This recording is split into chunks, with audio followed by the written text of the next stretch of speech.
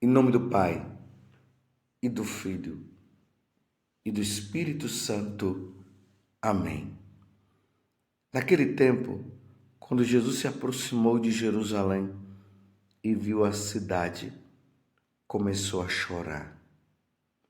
E disse: se tu também compreendesses hoje o que te pode trazer a paz. Agora, porém, isso está escondido aos teus olhos. Dias virão em que os inimigos farão trincheiras contra ti e te cercarão de todos os lados. Eles esmagarão a ti e a teus filhos e não deixarão em ti pedra sobre pedra, porque tu não reconhecestes o tempo em que fostes visitada. Palavra da salvação, glória a vós, Senhor.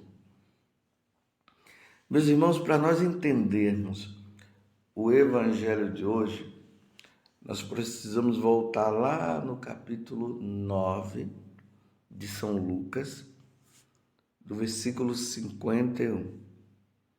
E lá vai dizer que Jesus, sabendo que estava chegando o momento dele passar desta vida para outra, ou seja, de passar desta vida para o céu, ele tomou a firme decisão de ir para Jerusalém.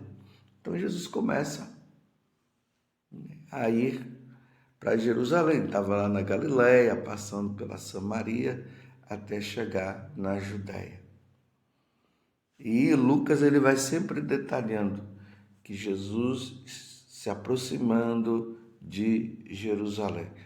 Se aproximar de Jerusalém significa ele está se aproximando para dar vida por cada um de nós. Tanto que em alguns momentos ele foi falando isso para os discípulos. 3 vezes ele falou: o Filho do Homem vai ser entregue nas mãos dos homens. Eles o prenderão, vão machucá-lo e depois vão matá-lo. Mas ao 3º dia ele ressuscitará. É nesse interim que Jesus vai contando as parábolas relacionadas à vinda dele, ou seja, ele vai para o céu e depois ele volta. E aí Jesus chega agora no topo do Monte das Oliveiras. E o Monte das Oliveiras fica de frente para a cidade de Jerusalém. Jesus começa a descer. Quando ele chega em um determinado ponto, ele olha para Jerusalém. Para quem foi nas peregrinações à Terra Santa, o nome do lugar que se deu é o Dominus Flevit. O Senhor chorou. Ali tem uma pequena capela, né, que ela está de frente para Jerusalém. Essa capela, ela simboliza Jesus olhando para Jerusalém. É importante notar que quando nós entramos nessa capela, aí tem o altar que está de frente para Jerusalém e tem uma cruz assim no fundo. Se você olhar para aquela cruz, você vai ver que lá no fundo ela vai dar de encontro, ela fica bem em frente mesmo àquela mesquita que é chamada a Mesquita de Omar, que tem aquela parte superior dela toda dourada, também chamada a Mesquita Dourada, que ali estava antes o Templo de Jerusalém, que foi destruído. Então ali Jesus olha e aqui diz que ele começa a chorar. Estamos no Evangelho de São Lucas, capítulo 19, do versículo 41 a 44. Jesus se aproximou de Jerusalém e viu a cidade e começou a chorar. Imaginemos, meus irmãos, Jesus chorando. E Jesus começa a mostrar uma coisa, que uma vez que ele passou esses 3 anos evangelizando, falando do reino de Deus, mas as autoridades religiosas daquele tempo fecharam o coração, não conseguiram enxergar nele a pessoa do Messias que eles mesmos aguardavam. E o povo que foi influenciado também por essas autoridades. Jesus começa a chorar, mostrando para ele que Jerusalém será totalmente destruída. Jesus profetiza: Jerusalém será destruída. E isso acontece nos anos 70. O general Tito, um general romano, ele entra na cidade de Jerusalém e destrói tudo. Jerusalém é totalmente destruída. Só que, ao mesmo tempo que Jesus está falando da destruição de Jerusalém, da cidade de Jerusalém, ele está falando também da destruição das pessoas. As pessoas que, por não desejarem ouvi-lo, serão condenadas, serão precipitadas no inferno, porque não abriram o coração. Veja que aqui diz assim: se tu também compreendesses hoje o que te pode trazer a paz. Agora, porém, isto está escondido aos teus olhos. Dias virão em que os inimigos farão trincheiras contra ti e te cercarão de todos os lados. Eles esmagarão a ti e a teus filhos, e não deixará a ti pedra sobre pedra, porque tu não reconhecestes o tempo em que fostes visitada. Repito, Jesus está falando por meio de metáfora, mas ao mesmo tempo está falando uma verdade. Ele está falando da destruição de Jerusalém, mas ao mesmo tempo ele está se referindo àquelas pessoas que não querem que ele reine. Se lembram da parábola de ontem? Que um nobre, um rei, ele foi para uma cidade muito distante e quando ele pediu que as pessoas negociassem, ele deu 100 moedas para 10 pessoas, para os 10 empregados, mas eles precisavam negociar e multiplicar, mas teve um que não multiplicou. E ele disse negociar, ou seja, negociar o que? É se voltar para Deus, é ser de Deus. Aí vocês lembram que teve aqueles que disseram: nós não queremos que ele reine, e eles foram condenados ao inferno. Então esse final aqui da parábola, Jesus está querendo mostrar justamente isso. Eles não quiseram aceitar Jesus. E Jesus disse: tu não reconhecestes o tempo em que fostes visitada. Nesse tempo, meus irmãos, que para nós, porque nós temos um tempo de vida neste mundo. Neste tempo, nós precisamos nos abrir às visitas de Deus. Deus está proporcionando dia após dia momento para que nós nos salvemos. É através de uma pregação, uma procissão, quando é feita, relacionada àquele santo, àquela santa. São visitas de Deus, porque ali nós vemos aqueles homens e mulheres que deram a vida pelo Senhor, que se dedicaram inteiramente a Deus. Uma primeira comunhão de uma criança ou de um adulto, um batismo de alguém, uma música cristã que fala de Deus, que fala de Nossa Senhora. Um casamento.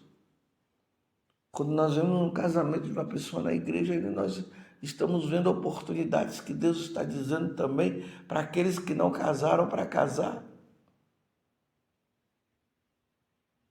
Quando nós enxergamos uma família, ali nós vemos também a expressão da família no céu, onde todos nós teremos Deus como nosso Pai, como Ele já é. Estaremos diante da Santíssima Trindade, junto com todos os santos e a Virgem Maria também, nossa mãe. Tudo isso são oportunidades. Quando nós vemos ali uma adoração ao Santíssimo, a procissão do Santíssimo Sacramento, a ordenação de um sacerdote e até mesmo a unção dos enfermos dada a uma pessoa ali nos últimos momentos da vida dela e depois ela morre. É aquela certeza de que aquela pessoa, ao receber os últimos sacramentos, ela se salvou. Você está compreendendo? As oportunidades que Deus está dando. Mas aí o Evangelho diz que Jesus chorou. Porque diante de todas essas oportunidades, as pessoas, muitas dessas pessoas, não quiseram saber de Deus, deram as costas e foram para o mundo e se aproveitaram das coisas do mundo. Mas só que chegou a hora de cada uma delas. E não se salvaram, meus irmãos, porque morreram sem Deus, morreram sem querer saber de Deus. Nós precisaremos, meus irmãos, morrer com Deus, em Deus. A nossa vida precisa ser voltada para Ele. E quantas oportunidades você já deve ter passado, até mesmo você, no tempo aí da pandemia que estava com toda aquela força. Você poderia ter morrido, mas você não morreu. E quantos que morreram? Morreram santamente muitos, mas muitos morreram sem querer saber de Deus. Você está compreendendo? Por isso que nós precisamos negociar a nossa salvação e não podemos perder tempo mais, porque uma alma perdida, uma alma condenada, causa o choro de Deus, porque Deus queria que ela se salvasse. E Deus deu a oportunidade e ela não quis. A dimensão espiritual, meus irmãos, imagina uma pessoa indo para o inferno. Por isso que na aparição de Nossa Senhora da Salete, ela aparece chorando aqueles dois pastorinhos que estavam ali, Maximino e Milene. E o choro dela era porque justamente as pessoas não iam mais na missa, não queriam saber de rezar, blasfemavam contra Deus e viam nessa blasfêmia. Não amavam a Deus, porque ali já estavam incluídos os 3 primeiros mandamentos: amar a Deus sobre todas as coisas, não falar o nome de Deus em vão. Então eles blasfemavam. Guardar os domingos de festa, eles já não iam mais à missa. O povo ali. Aí Nossa Senhora chorou. E Jesus, quando ele chora, ele lembra de tudo isso, de tudo que nós estamos vivendo hoje, e é com clareza, está aí. As pessoas, elas publicam no Instagram, no Facebook, no YouTube, nos vídeos de TikTok, tudo que aparece mais. Elas publicam os seus pecados como se fosse vantagem. Aquele homem que publica o adultério dele. Aquela mulher também, porque era casado. Abandonou o casamento e agora está publicando a foto e dizendo que agora está feliz com aquele homem, com aquela mulher. Isso é publicação de pecado. E contando vantagem, de achando que está tudo bem. Uma vez eu fiquei escandalizado em um vídeo de um rapaz mostrando que ele ia matar tal pessoa. Ele mostrava no vídeo ele matando o outro. E as pessoas se drogando, mostrando através dos vídeos. Está compreendendo? Isso causa choro no coração de Deus, no coração de Nossa Senhora. E eles não querem saber. E aí nós vemos essas pessoas morrendo depois, morrendo roubando, morrendo no adultério,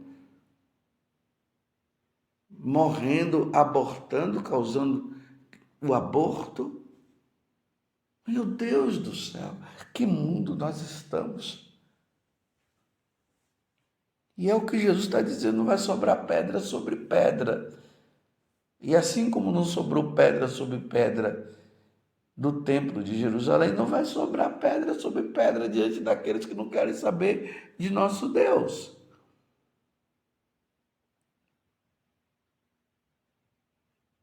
Eu dei essa parada para você pensar.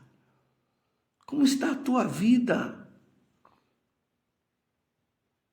Mais uma vez eu digo, Jesus, aqui no final do Evangelho, tu não reconhecestes o tempo em que fostes visitada.